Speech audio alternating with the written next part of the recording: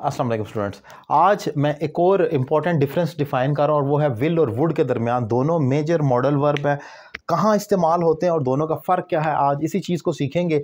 Will का जो use है, एक तो ये याद रखें कि ये फर्स्ट फॉर्म है और इसकी सेकंड थर्ड फॉर्म वुड होती है।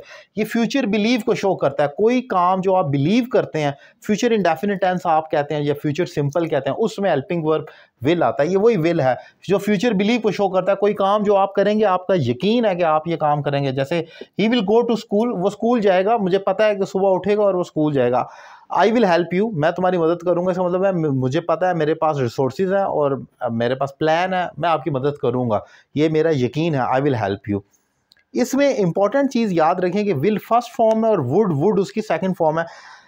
अक्सर लोग ये सवाल भी स्टूडेंट पूछते हैं जो ऑनलाइन क्लासेस ले रहे होते हैं, जब उनको फ्यूचर इंडेफिनिट का फार्मूला लिखाया जाता है। तो मैं अपनी जो मेरी इंग्लिश लैंग्वेज कोर्स की बुक भी है, उसमें भी मैं जो फार्मूले टेंसेस के डिफाइन किया, उसमें मैंने future simple, future continuous, future perfect और परफेक्ट कॉन्टीन्यूस में हेल्पिंग वर्ब्स जो आते हैं उसमें मैंने विल ही लिखा है, शैल लिखा ही नहीं है।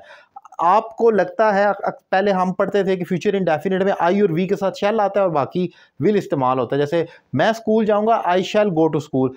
तुम भागोगे, यू विल रन। यू के साथ तो विल आएगा, आई के साथ शैल आएगा, लेकिन ये कोई कंपलसरी नहीं है। अब आप हर जगह पर अमेरिकन इंग्लिश के एक्सेंट के मुताबिक हर जगह पर विल लगा सकते हैं। शैल इस्तेमाल होता है, वो मैं अलग से एक मॉडल वर्ब की कैटेगरी में डिफाइन किया है मैंने उसको, कि जैसे आप कुड है, मे, माइट, मस्ट है, ऐसे ही शैल है। जब आई और वी अपने हवाले से सवाल करते हैं तो वहां पर शैल आता है। मैं क्या करूं, व्हाट शैल आई डू। अब वहां पर चॉइस नहीं है कि विल लगा लें या कुछ और। हम कब आए, व्हेन शैल वी कम। जब आई और वी अपने हवाले से सवाल करता है तो शैल आता है। इस पर एक अलग से वीडियो लेक्चर भी मैं बना चुका हूं। अब जरा आगे आ जाए, वुड का इस्तेमाल आपने देखना है। वुड आपने कहाँ पर इस्तेमाल करना है। एक तो फर्स्ट डेफिनेशन इसकी जो मेजर है वो तो यह है कि ये फ्यूचर डिजायर को शो करता है। आई वुड हेल्प यू, मैं तुम्हारी मदद करूंगा। उर्दू सेम होगी, मैं तुम्हारी मदद करूंगा, विल लगाएं, वुड लगाएं। लेकिन अगर आप वुड लगाएंगे तो मैं समझ जाऊंगा कि आप एक डिजायर की बात कर रहे हैं, आप खुशी से बात कर रहे हैं और आपकी खुशी है इसमें, तो इसलिए आपने वुड लगाया। वरना आप विल लगा दें तो वो कोई गलत नहीं होगा, उससे उसका मीनिंग ये होगा कि आप जोर दे रहे हैं उस एक्शन पर। एक और जो वुड का यूज है मेजर, वो ये कि ये past habit, same like use to, जैसे माजी की आदत को आपने बयान करना हो तो वहां पर इस्तेमाल करते हैं।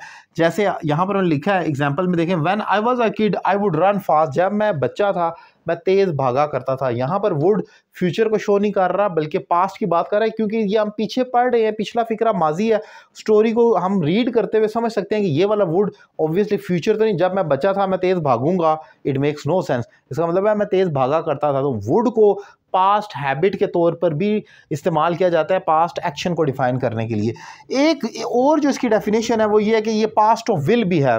वो तो आपको पता ही है, मैंने आपको बताया विल की सेकंड थर्ड फॉर्म पास्ट होती है, वुड होती है, वुड। वहां पर आपके पास चॉइस नहीं है विल लगाएं या वुड लगाएं। अगर आपका पहला फिक्रा माजी है तो आगे माजी आना। जैसे ही सैड, उसने कहा कि वो आएगा। अब उसने कहा कि वो आएगा, ही विल कम है, असल में उसने तो कहा मैं आऊंगा, ही विल कम है। ये विल अपने वुड में चला जाएगा। क्यों वुड में जाना है, क्योंकि ही सेड लिखा है। हमारा मेन क्लॉज जो है वो पास्ट में, तो आगे विल का तो सवाल ही पैदा नहीं होता। यहाँ पर सिर्फ वुड ही आएगा और ये मस्ट है, कंपलसरी है इसमें। बाकी मॉडल वर्ब की तरह जैसे ही है ना, वो स्कूल जाएगा, he will go to school, he would go to school, जो मर्जी करें, कोई तकलीफ नहीं है हमें।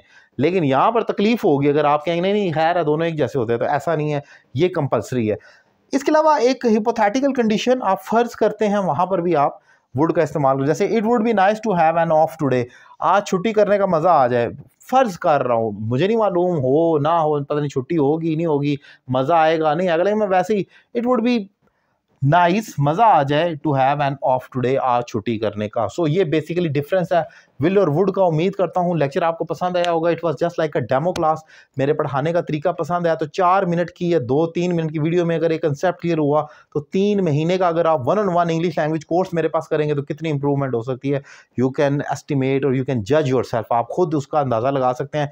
रीजनेबल फ़ी पे करें, पाकिस्तान में, पाकिस्तान से बाहर मुझसे ऑनलाइन इंग्लिश लैंग्वेज कोर्स करें। नंबर आपकी स्क्रीन पर मौजूद है। Thank you very much.